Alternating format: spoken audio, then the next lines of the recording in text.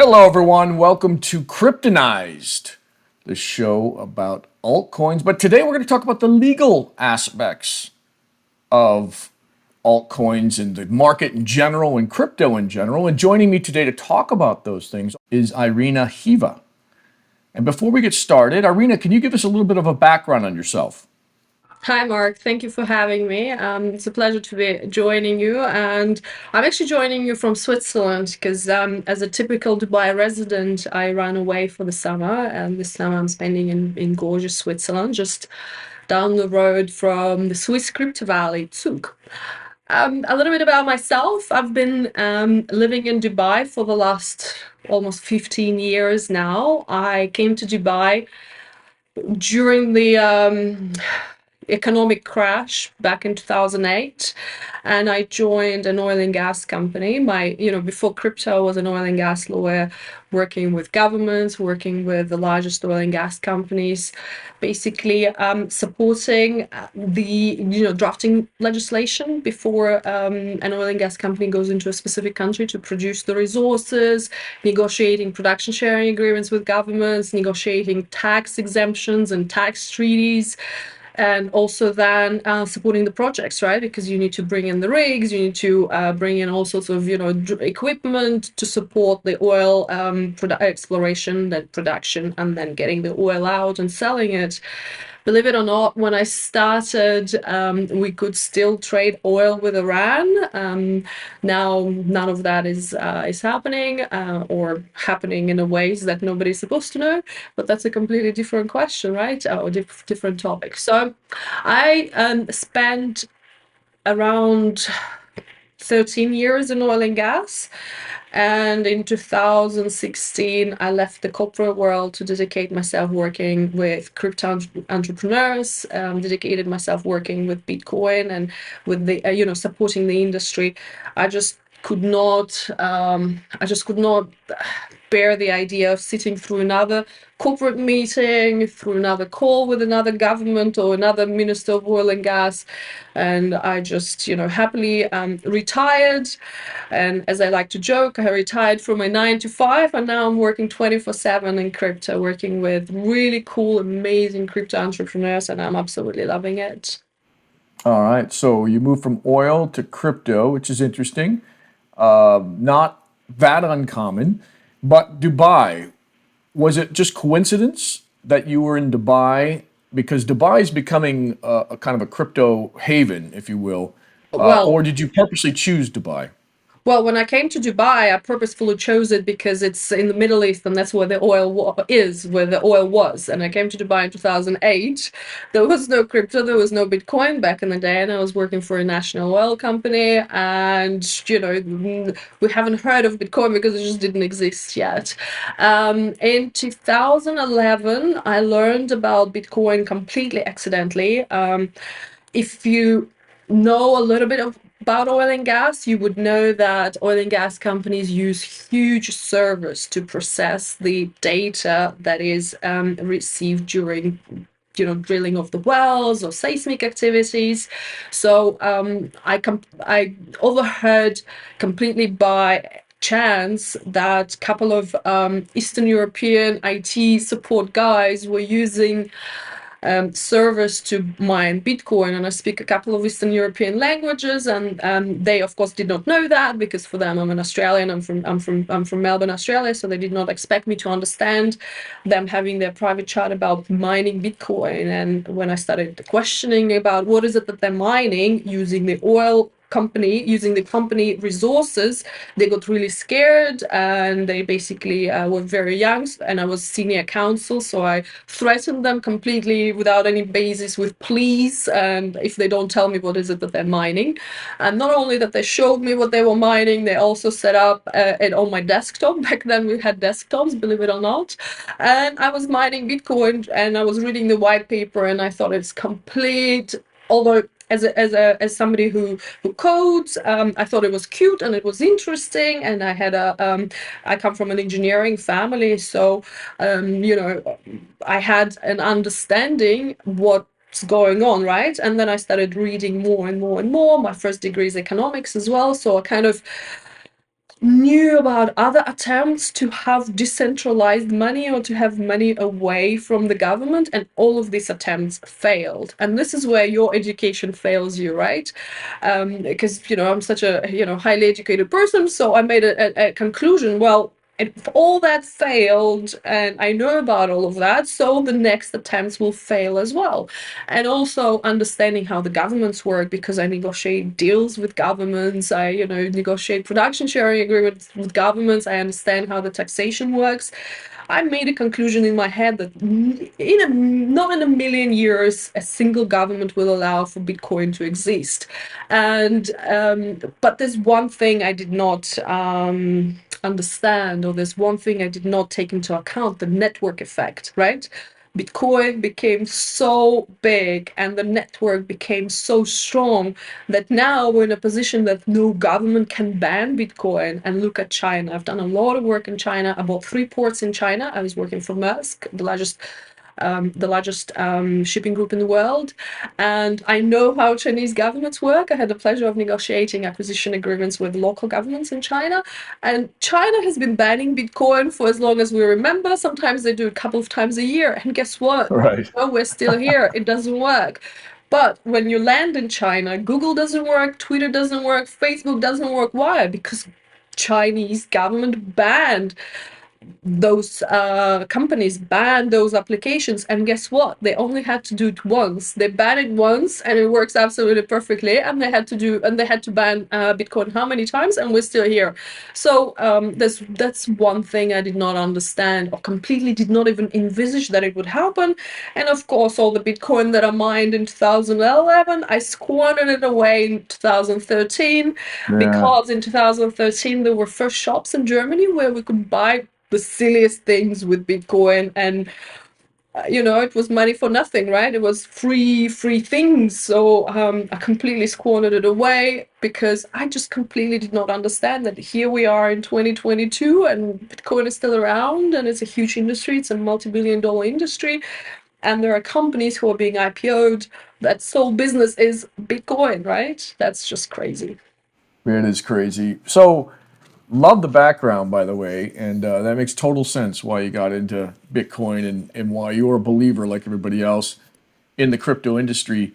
My questions are now very specific to the industry. I've had the pleasure of helping start a DAO. I'm watching these new DAOs emerge. Some fail, some are successful, but I don't understand the legal status of some of these DAOs. For example, are they just legal contracts? Is it just software? Is it a legal entity like a corporation? How are these things classified legally? And what are remedies if you find that the DAO has abused you somehow? I like the concept of DAO, and I think the future work is DAO. I think the future work is decentralized, and I think the future work is where we all participate in a company and we enjoy the benefits of the company all together. But let's start before we start talking about DAOs. Let's start talking about what a company is, because so many people don't understand what a company is. Let's just take a limited liability company, LLC. So the LLCs started forming around, let's say, 200 years ago, maybe even less, when shipping companies, this Indian shipping companies started going on their voyages across the ocean and, acquiring spices or whatever from India, right? And how that started. A few entrepreneurs will get together, but they wouldn't have enough capital. So they will go to their friends and say, hey, buy a share in my company. And when I come back, I will pay you back with some interest if I come back, because, it was a very risky affair, right? The ships would sink or they get killed by, I don't know, very unfriendly tribes somewhere. So back in the day, there was a crazy idea as well. How can you have a share in somebody else's enterprise, right? Very few people understood that, but those who understood made some good money with that because, okay, so acquire a share in this enterprise and in this enterprise, and they will come back, sell the spices, here you go, I have some profits. And at some point, it became such a crazy, bubble that you would, there'll be literally a line, and there's some, historical pictures depicting that. There will be literally a line, so the person in front of the line will buy as many shares as he or she can, probably he all the time, and then go back to the end of the line, sell to the people at the end of the line, and then line up again, right? It became a bubble.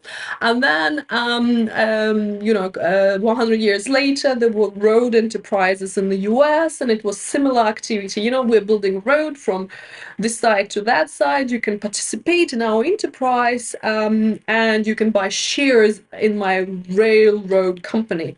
So just, let's say, 100 years ago, it was such an unusual thing to buy shares in a company.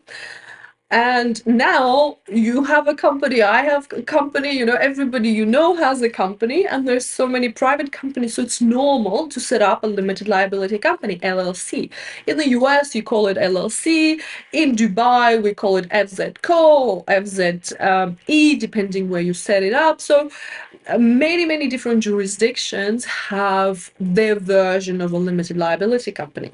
So now we come to the place where, hey, I'm on Twitter, let's say, just joined a month ago, and I'm tweeting and I'm creating really cool content, and people are following me and liking my tweets. So Twitter is now using my content to advertise whatever they advertise to the audiences, right? So they're receiving all sorts of profits. I'm not getting any portion of that. I think that's unfair because my content is amazing. I actually think, I'm hilarious. So now let's look at a DAO. If 100 of us get together, we create content or we create other work product, and then all of us profit from that activity. Equally or in sort of other shares, and then you sit in the US, I sit in Switzerland, a colleague of ours is sit in Portugal somewhere. So we're distributed, and we're calling ourselves a Decentralized Autonomous Organization. And we have some smart contracts that distribute profits to us without an accountant who, sort of like doing accounting, right? So the concept sounds great, sounds fun, but now let's talk about the legal aspects of that. And the legal aspects are quite interesting, right? Because if you and I and a few of our friends get together and start doing business, so we don't have a limited liability company in place, so that means we have formed some sort of de facto partnership, and each partner is liable for the mistakes of the other partner. And that's not what you want. That's absolutely what you don't want. Maybe you're a wonderful person, but I don't want to be liable for your mistakes, right?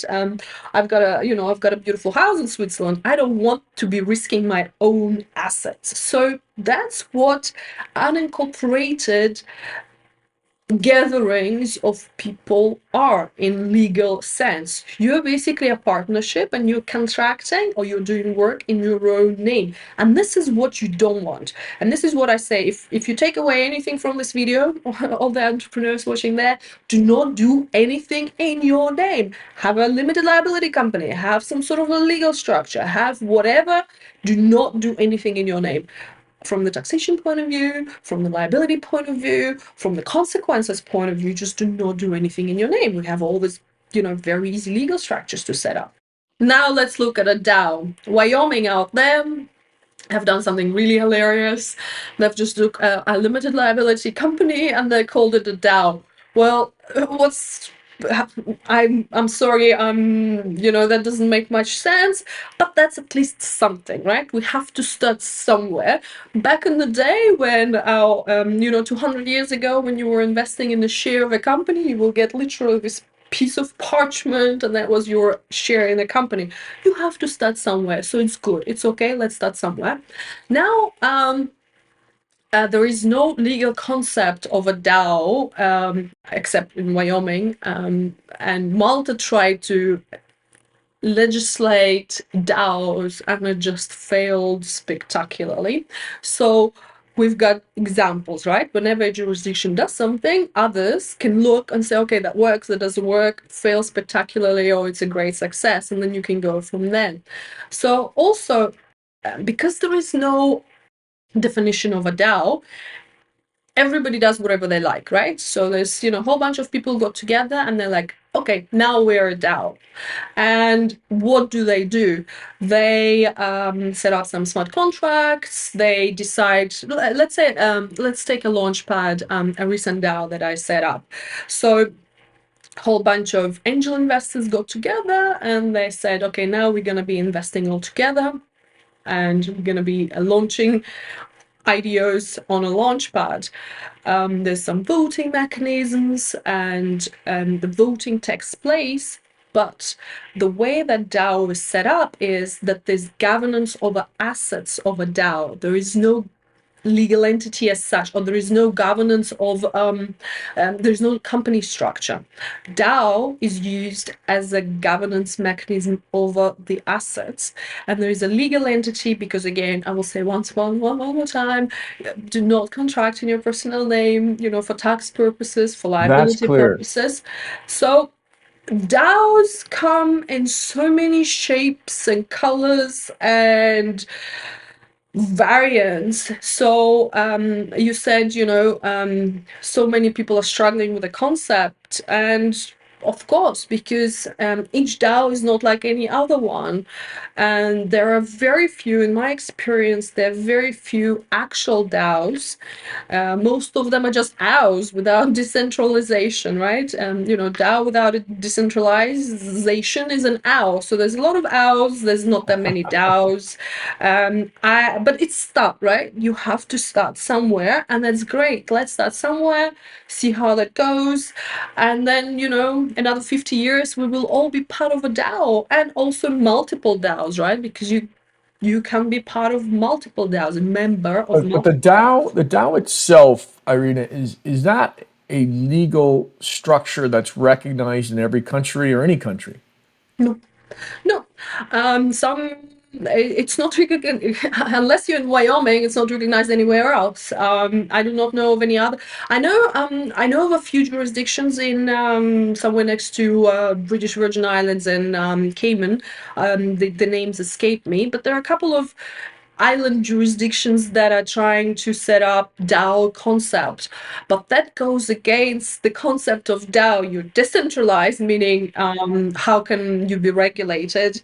You're autonomous. If you're autonomous, then there's a collection of smart contracts governs distribution of profits, voting, and also management of the assets. So it's early days, super early days, So and if you're wronged by somebody that sets up a DAO incorrectly, there's really no legal recourse then. of course, their legal recourse, you go after them individually. And if Well, if they're it's stupid enough, decentralized, but if they're stupid enough and they have not set up any structures, you go after their property, you go after their house and in whatever their house is, right? And also the recourse is different. but let's say they're in Dubai. Would I have to go to Dubai to sue them? Yes, unfortunately, that's how it works in real world. If you want to sue somebody, you go to where they are, and not only where they are, where their assets are. For example, if I'm in Dubai, but my asset is in Australia, then you have to come and chase me in Australia, and then Very get a expensive. get a judgment against my assets in Australia and then come to Dubai and enforce the judgment against me. So it's very complicated, and that's how the real life works. And unfortunately, or fortunately, nowadays there's a lot of founders that are anonymous. So where would you go, right? Who do you go after? So you have to be very careful, buyer beware, and let's take example of a DAO. You give money, put money here, and I pay you 30% profit per annum. you have to ask yourself, where is this money coming from? And Right. if you don't have an answer, that means that money are coming from you. So don't be stupid, basically. 30%. I've seen 100,000%, and it was working. And then, of course, the house of cards is going to fall. The So, but there's music nothing you can do about it. You can't the go and music stops eventually, right? The it music does. will It stop, really and does. it's the game of musical chairs. So I'm one of those Bitcoin maxis that don't believe in this, staking, and you give me your Bitcoin and I'll pay you 3,000%. Yeah, thank you very much. I'm gonna keep my Bitcoin, and I am happy not to have 3,000% because I don't need 3,000%. I'm fine. All right. So now, when we go from DAOs to smart contracts, is it kind of the same thing? It's buyer beware, or if you know the person that put together the smart contract, can you go after them, assuming they don't have a corporation and are protected that way? How does that work? Okay, so smart contract and another smart contract are not the same, right? Nothing is ever the same. You need to look at the details. What smart contract are we talking about? Can you give me some examples? Yeah, let's say it's a smart contract to pay a staking fee to anyone that holds it in a wallet. And but somebody screwed up the algorithm, and then it starts taking money from your wallet as opposed to putting money in it. I'm making this up, but Yeah, sure, just but an art. I need some context. Well, you need to. So again, whenever you put $100 of your hard-earned money, you need to understand who is behind it, because you say, oh, it's decentralized, it's smart contract. Yeah, fantastic, but there's some people behind it. The smart contract was not developed by itself, right? So, and if you don't understand how things work, if you do not know who's behind, I mean, just don't put your money there. That's just, basic due diligence. Let's say you have those $100 and you're willing to put a stake it somewhere, you do not know where, and you do not know who's behind it. And then, surprise, surprise, when it's bull market, we're all making 1,000%. And then now it's a bear market, and those houses of cards collapse because there was really no business model. It's basically, a new guy, a typical Ponzi scheme, right?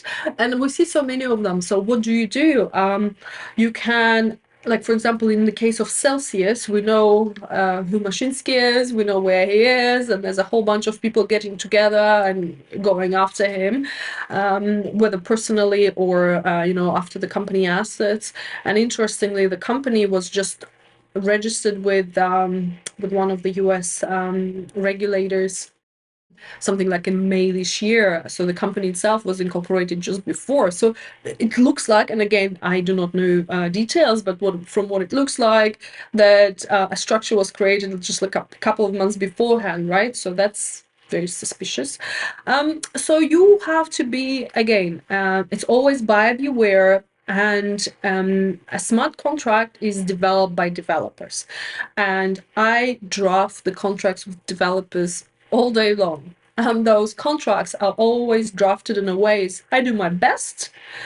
Here's the auditor, like cybersecurity auditor, somebody like Hacken. They audit the smart contract, and once I remedy their like Hacken will provide comments. Once I remedy that, that's it. No liability from me. Thank you very much, because that's a very reasonable approach. A developer whose salary is, let's say, even $10,000 a month cannot be liable for billions of dollars of assets that smart contract can potentially accumulate. Then something else goes wrong. A hacker breaches the smart contract, and the money's stolen. And we have a situation with Ethereum. That's why we have Ethereum and Ethereum Classic. I actually do not know if Ethereum Classic is still alive, No, but it's still there. this is what happens, right? A hacker hacked into a smart contract. Now Ethereum blockchain has split. So the consequences can actually be quite huge, and unfortunately, there is no standardized way throughout every country how to deal with that. You can have a look at the liability, who developed the contract, but the contracts that we're drafting, and what I would recommend to every developer, make sure you have a limited liability for exactly the same reasons. You've done your job, you charge $10,000 for your job, there's no way you should be taking the liability for like billions that potentially can happen. So then the question is, who takes the liability, right? Is it the DAO that is promoting that smart contract? Is it one individual, Mashinsky, who is promoting that smart contract? Is it all those YouTubers that I personally dislike so much who are pumping and dumping those staking and God knows what platforms where you're promised 1,000% a day or whatever. So who is liable? That is an unanswered question, and as a lawyer, you get an answer. It depends, right? And unfortunately, in so many cases, lots of these people get away with rug pulls Rug and pulls. Yep. rug pulls, yes, and get away with all other sort of, very criminal activity, because then they say, oh, it's a smart contract, oh, we got hacked, oh, sorry, nothing we can do, we lost the keys, right? So it's a lot of issues, but I also believe that if we collectively, crypto people, if we collectively say, hey, we're big boys and girls, the regulators, leave us alone, let us do the work, and let us, experiment, then we cannot run to nanny regulator and cry, oh, help me, save me, because I invested in some platform that promised me 1,000% a day, and guess what? They actually rug pulled. I mean, you should take some personal responsibility for your stupid actions, which probably a lot of people will disagree, because the regulators are there to save us and to protect us. But Well, also, there's no regulators though in this stuff though. Now, where are the regulators for? There's people that will audit it, yes, but there's no regulators for smart contracts and DAOs. There should be a legal structure for suing a company. I do agree with that, and then there should be insurance. There should be E&O insurance for the crypto. That's to me, it's a huge opportunity because as these things develop over time, there's going to be more and more money into it, and it's going to be more and more global. And so the exact issues that we're talking about, and this is why I wanted to bring this to your attention and ask you, are going to be challenges in the future. And then if we don't address it, then the regulators come in and then they address it for us, which we don't want. well, the regulators are coming in whether we like it or not. And there are regulators in every country that regulate a certain activity, and they are technology agnostic. So if there is a security scam and I use a smart contract, or I use a fax, or I use, a handwritten note, the regulator doesn't care. It's a security scam, and they have the jurisdiction to pursue that case, whether it's done by smart contracts or by a paper note. They don't care. So, and also, if it's, let's say, you mentioned insurance, and I actually quite like the idea that DeFi protocols will have insurance in place in the future to insure against those losses. I actually like that idea, and I think there are a few insurance companies that I'm investing in that will do exactly that. So what, for example, if your smart contract is to do with a property transaction, in Dubai, we have a land department that is the regulator for property transactions. I'm sure in the US you have a similar regulator. So the regulators are technology agnostic. They accept the jurisdiction whether, or they have the jurisdiction over the matter, whichever the technology is used. Yes, there is no regulator that specifically regulates cryptocurrencies or specifically regulates the subject of smart contracts, because that's you don't regulate the technology, you regulate the application of it. And for example, in Bahrain, the Central Bank of Bahrain has accepted the full jurisdiction over all crypto matters. In the UAE, central bank says, well, if it's to do with CBDCs, then we get involved. If it's not, then it's ESCA. Now Dubai set up VAR, Virtual Assets Regulatory Authority, and they will take all jurisdiction in Dubai over virtual assets.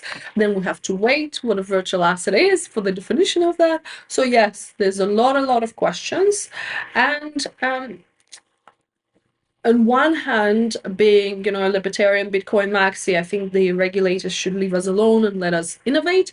But on the other hand, we cannot be left alone too much, because look at us, we're definitely irresponsible bunch of kids who Right. need some oversight. Unfortunately, that's the situation.